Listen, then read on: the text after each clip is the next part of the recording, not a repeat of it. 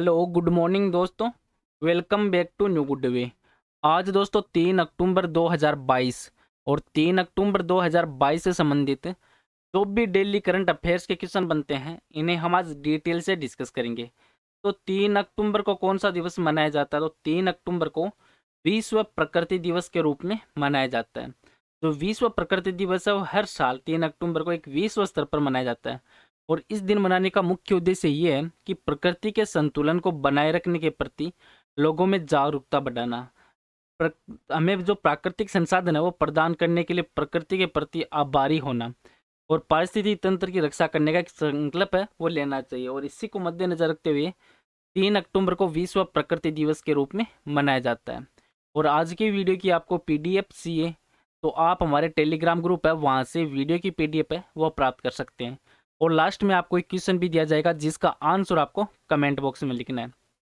तो चलिए दोस्तों स्टार्ट करते हैं क्वेश्चन नंबर 1 से।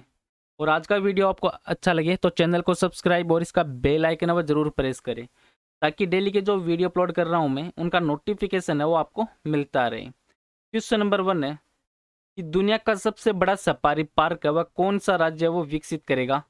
तो आंसर है दोस्तों ये हरियाणा राज्य, जो हरियाणा के गुरुग्राम में और जो नूह जिला है उनकी अरावली पर्वत श्रृंखला में जो पड़ने वाले लगभग ये 10,000 एकड़ के क्षेत्र में विश्व का सबसे बड़ा जो सफारी पार्क है ये सफारी पार्क स्थापित है वो किया जाएगा।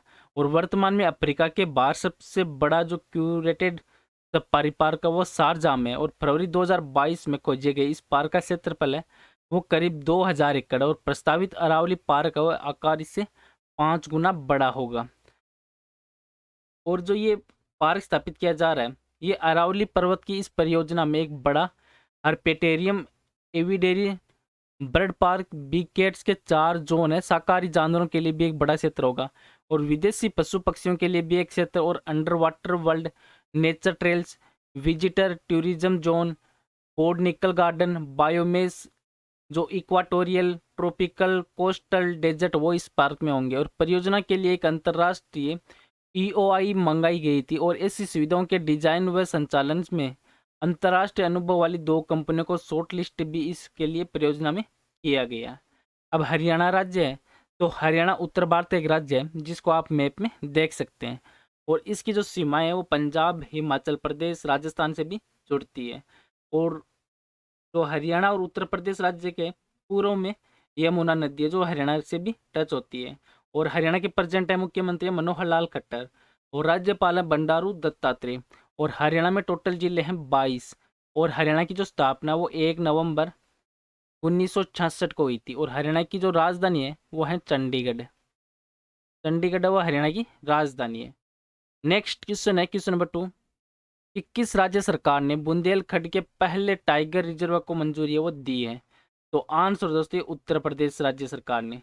जो उत्तर प्रदेश है इन्होंने बाघ संरक्षण को बढ़ावा देने के लिए जो बुंदेलखंड में बाघ अभ्यारण्य को बनाने को मंजूरी वो दी है। और उत्तर प्रदेश के जो प्रेजेंट है मुख्यमंत्री हैं योगी आदित्यनाथ, इनकी अध्यक्षता में एक बैठक हुई थी और इस बैठक में जो मंत्रिमंडल ने वन्य जीव संरक्षण अधिनियम 1972 इसके तहत रानीपुर बाघ अभ्यारण्य को अधिसूचित करने को लेकर मंजूरी दी और यह अभ्यारण्य है वो 52,990 हेक्टर में होगा जिसमें से 29,958 है वो हेक्टर बफर क्षेत्र और 23,131 जो हेक्टर मुख्य क्षेत्र है इसमें शामिल है। और इससे पहले राज्य के चित्रकूट जिले में रानीपुर जो वन्य जीव अभ्यारण्य है उसके रूप में अधिसूचित वो किया गया था। और यह अभ्यारण्य और राज्य सरकार ने इसके बारे में स्टेटमेंट दिया कि आवश्यक पदों की मंजूरी के साथ रानीपुर टाइगर कंजर्वेशन है फाउंडेशन की स्थापना का भी निर्णय और इसमें लिया गया और इसके संचालन हेतु लगभग एक मुश्त 50 करोड़ रुपए की निधि की व्यवस्था और रानीपुर बाघ अभ्यारण्य के जो प्रशासनिक नियंत्रण हेतु व्यवस्था किए जाने के प्रस्ताव को मंत्रिमंडल ने स्वीकृति प्रदान की है। और रानीपुर बाघ अभ्यारण्य वो अधिसूचित होने के बाद भारत सरकार की जो प्रोजेक्ट टाइगर योजना उसके तहत वो आएगा। अब उत्तर प्रदेश राज्य तो उत्तर प्रदेश भारत का सबसे बड़ा जनसंख्या के आधार पे और क्षेत्रफल के आधार पे चौथा सबसे बड़ा राज्य है जिसको आप मैप में देख सकते हैं। और उत्तर प्रदेश के जो पड़ोसी राज्य हैं जैसे उत्तराखंड, हिमाचल प्रदेश, हरियाणा, दिल्ली, राजस्थान, मध्य प्रदेश, छत्तीसगढ़, बिहार और झारखंड है। और उत्तर प्रदेश के पूर्व में नेपाल भी है। और उत्तर प्रदेश के प्रेजेंट टाइम मुख्यमंत्री हैं योगी आदित्यनाथ और राज्यपाल आनंदीबेन पटेल। उत्तर प्रदेश को जो राज्य का दर्जा मिला था वो 24 जनवरी 1950 को मिला था। और उत्तर प्रदेश में टोटल जिले हैं 75 और उत्तर प्रदेश की राजधानी है लखनऊ। नेक्स्ट क्वेश्चन है क्वेश्चन नंबर 3 कि किस राज्य की दुआरे जो राशन योजना है उसको हाई कोर्ट ने अवैध वो घोषित किया है?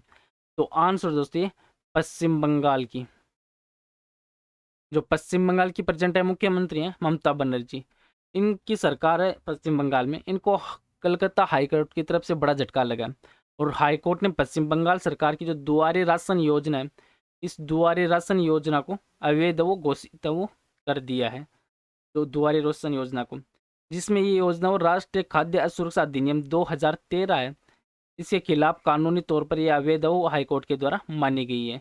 जिसमें कलकत्ता हाईकोर्ट ने अपने आदेश में यह भी कहा कि राज्य सरकार ने लाभार्थियों के घरों तक राशन पहुंचाने की जो ये योजना उसको लागू करने के नियमों का काफी उल्लंघन किया है और इसी नियमों का उल्लंघन करने के आधार पर हाईकोर्ट ने इस योजना को अवैध घोषित वो किया है।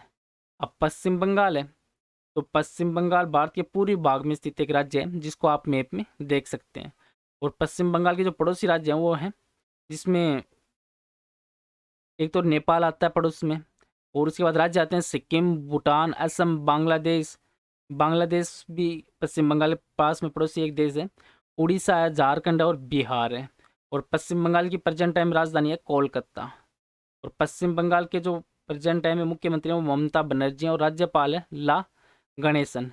और पश्चिम बंगाल की स्थापना वो 26 जनवरी 1950 को हुई थी, 26 जनवरी 1950 को। नेक्स्ट क्वेश्चन है क्वेश्चन नंबर 4 कि किस बैंक ने साइबर सुरक्षा उत्कृष्टता केंद्र में एथिकल हैकिंग जो लैब है इसका उद्घाटन किया है? तो आंसर है दोस्तों ये यूनियन बैंक ऑफ इंडिया के द्वारा उद्घाटन वो किया गया है।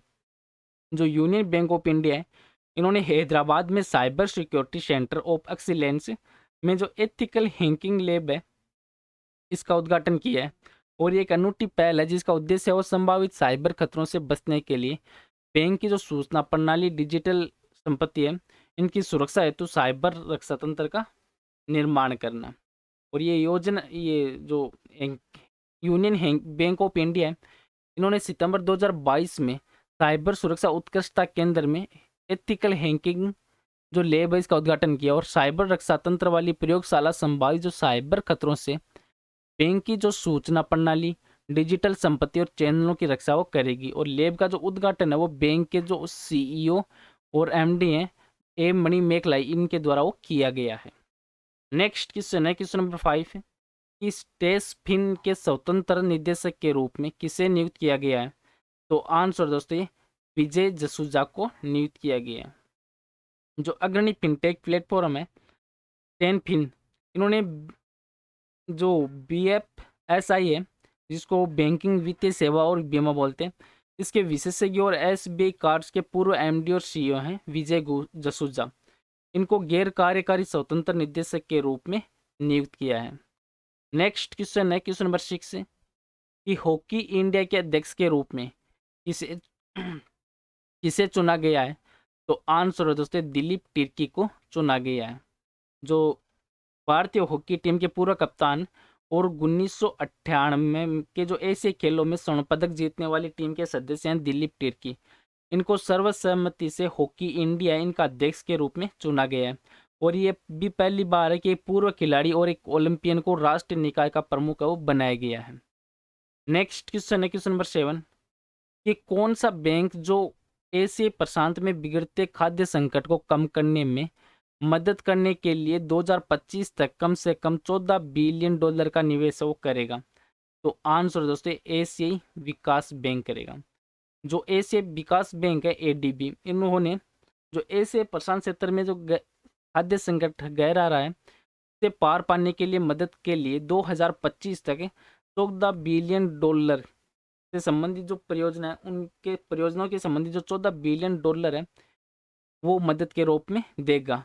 और ADB है तो इन्होंने ये अपनी जो मदद है वो इसलिए किया कि क्षेत्र में गरीबी और खाने के सामान के जो बढ़ते दामों के कारण स्वास्थ्य के लिहाज से अच्छा खाना खाने से वंचित जो 1.1 अरब लोगों की मदद के लिए उसने व्यापक कार्यक्रम की योजना वो बनाई है। और फिलीपीन में स्थित जो बहुपक्षीय संस्थान है, इन्होंने सालाना बैठक के दौरान ये घोषणा वो की है। और एडीबी के अध्यक्ष हैं मात्सुगु असाकावा। इन्होंने ये कहा कि जो ये खाद्य संकट है, इससे पार पाने के लिए समय पर उठाया गया एक ऐसा कदम है जिसकी तत्काल जरूरत थी। और इस संकट से एशिया में बहुत से गरीब परिवार खाने से वंचित हो रहे हैं और गरीबी में फंसते जा रहे हैं।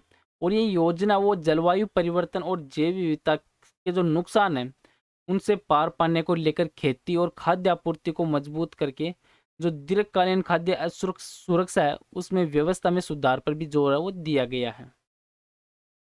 नेक्स्ट क्वेश्चन है क्वेश्चन नंबर 8 कि सऊदी अरब के प्रधानमंत्री के रूप में किसे नियुक्त किया गया है? तो आंसर दोस्तों ये मोहम्मद बिन सलमान को नियुक्त किया गया है। जो सऊदी अरब के क्राउन प्रिंस है मोहम्मद बिन सलमान, इनको देश का प्रधानमंत्री नामित किया गया है। और प्रधानमंत्री का पद है वो पारंपरिक रूप से एक राजा के पास होता है। और सऊदी अरब के जो प्रधानमंत्री हैं इनके रूप में नियुक्त होने से पहले मोहम्मद बिन सलमान है ये 2015 से लेके 2022 तक देश के रक्षा मंत्री के रूप में भी कार्य वो कर चुके हैं। नेक्स्ट क्वेश्चन है क्वेश्चन नंबर 9 कि बीएसई को अपने प्लेटफॉर्म पर ईजीआर पेश करने के लिए पूंजी बाजार नियामक सेबी से अंतिम मंजूरी वो मिली है। और ये इस ईजीआर है वह किसके लिए प्रयुक्त हुआ है? तो राइट आंसर दोस्तों इसका इलेक्ट्रॉनिक गोल्ड रसीदों के लिए ये प्रयुक्त हुआ है। जो बीएसई है उन्होंने अपने प्लेटफॉर्म पर इलेक्ट्रॉनिक जो गोल्ड रिसिप्ट है ईजीआर वो पेश करने के लिए जो पूंजी बाजार नियामक भारतीय प्रतिभूति विनिमय बोर्ड है सेबी, इनसे अंतिम रूप से मंजूरी है वो मिली है। नेक्स्ट क्वेश्चन है क्वेश्चन नंबर 10 कि पुलमपारा भारत की पहली डिजिटल रूप से साक्षर एक पंचायत है और ये किस राज्य में स्थित है? तो इसका आंसर दोस्तों केरल राज्य में स्थित है। जो पुलमपारा वो अपने निवासियों के बीच में पूर्ण डिजिटल साक्षरता प्राप्त करने वाली भारत की पहली ग्राम पंचायत वो बनी है। और इसकी जो घोषणा वो केरल के जो प्रेजेंट है मुख्यमंत्री हैं पिनाराई विजयन, इन्होंने की है। और पुलमपारा वो केरल के तिरुवनंतपुरम जिले का एक गांव है जिसमें सरकारी सेवाओं को प्राप्त करने के लिए जनता के लिए डिजिटल साक्षरता वो महत्वपूर्ण भी है। और जो पुलमपारा वो पहली डिजिटल साक्षर पंचायत भी बन चुकी है। अब केरल राज्य, तो केरल राज्य के प्रेजेंट है मुख्यमंत्री हैं पिनाराई विजयन और राज्यपाल है आरिफ मोहम्मद खान। और केरल को आप मैप में देख सकते हैं। और केरल में टोटल जिले हैं 14। और केरल की स्थापना वो 1 नवंबर 1956 को हुई थी। और केरल की जो राजधानी वो है तिरुवनंतपुरम और यहाँ की राज्य भाषा है मलयालम। और आज का नेक्स्ट और लास्ट क्वेश्चन है जिसका आंसर आपको कमेंट बॉक्स में लिखना है कि ग्लोबल इनोवेशन इंडेक्स 2022 में भारत की रैंक वो क्या है? तो इस क्वेश्चन का आंसर आपको कमेंट बॉक्स में लिखना। और पीछे के वीडियो में भी आपको क्वेश्चन दिया था कि किस देश ने अमेरिका के पूर्व सुरक्षा ठेकेदार एडवर्ड स्नोडेन को नागरिकता वो प्रदान की है? तो इसका राइट आंसर था दोस्तों ऑप्शन नंबर बी, रूस के द्वारा। जो रूस के राष्ट्रपति हैं व्लादिमीर पुतिन, इन्होंने पूर्व अमेरिकी तकनीकी ठेकेदार एडवर्ड को रूसी नागरिकता वो प्रदान की है। चलो दोस्तों आज का वीडियो यहीं पे समाप्त करता हूँ। वीडियो आपको अच्छा लगे तो चैनल को सब्सक्राइब और शेयर जरूर करें। Thank you all of you.